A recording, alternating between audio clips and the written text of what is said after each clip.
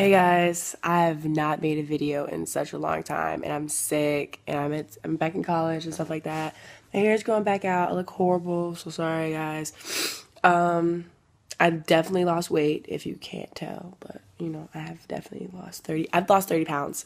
What I did was I did a lot of cardio and then I'm going to later I'm gonna try to lose 20 more pounds and then I'm gonna gain muscle and things like that. What I wanted to talk about was there's a lot of people, they're not sure whether they want to do OCS or go enlisted after college. And I was actually one of those people as well in that predicament. So what I want to talk about in this video, that way you know where we're going on, is one, OCS or enlisted. Two, should I really be doing this? Like motivation, basically. And three, just some workout tips. And then, of course, I always ask people, hey, if you are in the Navy, if you are in OCS, put down all your information in the comments. People read these comments, so whatever you say, they're reading it. If you want me to talk about something in a video, please leave it down there. I do apologize for not making a video sooner. That will not happen again. If you have words of wisdom, words of advice, put it down there. We want positive energy, positive feedback, informative information, not opinionated information, things like that. Also, this is what I'm opening up with. If you're watching my videos and you're in high school and you want to do college, make sure you look at, the academies that they have for military, like the United States Naval Academy. There's military institutions, things like that, because I wanted to do that, but I wanted to do that really late. And I did not have someone to tell me, like, hey, maybe you should look at these and do things like that, because when I graduated high school, I did not want to go to college. I just wanted to go straight into the Navy and live my dream, but my mom made me promise her that I'd go to college first and get a degree. So with that being said, make sure you do your research. See if a civilian college is where you want to go. See if there's a college near you that you can afford. You can go to NROTC, apply for the scholarship so you can join there. Also, go to a school where it's for the military, do things like that. Make sure you do your research. But if that's not for you, go to a civilian college. I love my civilian college. I meet a lot of people that actually left the service to come to school to get a degree and become an officer because they wanted to live that life. Now that leads me to officer or enlisted. What I hear a lot from the people that served prior to coming to school, they would tell me, it's great that you're going to school, get a degree, because you get a lot more respect as an officer. You don't get jerked around, as they put it. They put it in other terms, but I want to keep this video clean. You also get more pay as an officer, get higher pay. Going in first year O1 as opposed to E1. Now, also, if you have a degree and you go enlisted, I think your lowest is E3 that you'll be able to go up to.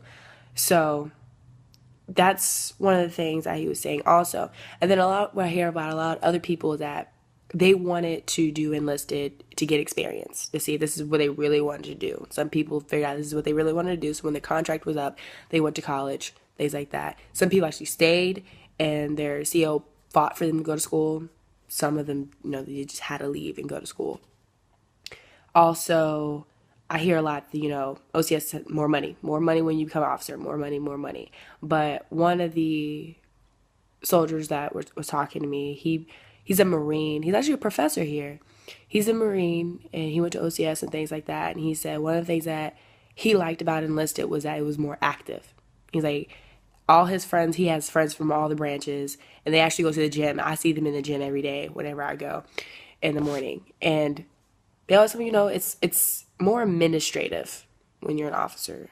You do things more on the paperwork side, approval side, things like that, as opposed to enlisted where you're hands-on, you're in the field, you're the soldier, you're the person out there doing the work. Now, for me, that's what I want. Like, I wanted to be the one, kicking ass and taking names, mostly kicking ass. I didn't want to take names. I just wanted to kick ass. That's what I wanted to do. I wanted to go in there, hands-on, get that experience. I wanted to be that person. And then when I found out, OCS is kind of more on the administrative side, not totally, but more on the administrative side. I didn't really know if that's what I wanted to do on my first contract going in. I don't know if I want to really, sign off and be responsible for a whole fleet of people. I wanted to be in the fleet. I wanted to be, who y'all tell me what to do, and it's going to be done, and we're going to be, legendary when we do it. So actually, I'm still kind of debating on that one. I do have a degree. I'm going to have a degree, hopefully by 2016. I'm trying to take summer classes so I can graduate fall 15, but, everybody says don't rush, but, I'm trying to get out of here. But, that's a normal debate to have if you're having that debate in your head right now. If that's internal, you get, when you say it out loud and external, you get opinions from everyone. And of course your parents like, well, it's more money because they're worried about your financial well-being. So it's kind of like you have to make the decision on your own. Do more research in what it would take for, because I'm going to be, with my degree in political science, I can only do intelligence. That's also another thing I didn't like, was that in OCS, when you become an officer, you can only do what your degree does. And for political science major, that is either law or I can do intelligence. I don't want to do law yet, maybe. I'm still sleeping on law. I don't really care for law. And then you have intelligence. Now, if you don't get into that part, that job, then you're not going to, that's it. My degree doesn't go across the board in the military. So I can only do so much. So if the board doesn't approve me, I'm SOL, or if there's no more jobs for it, then I'm SOL. Now for enlisted, you can figure out where you want to go, your nook and cranny, which rate that you want to do. You don't have to stick to one rate with your degree. I could be a Navy diver if I want to be, go to the school and pass the test and, pass a school for Navy diver. I could be a Navy diver. If I want to do intelligence, I can be intelligence. If I want to go to law school through the Navy, I could do that enlisted.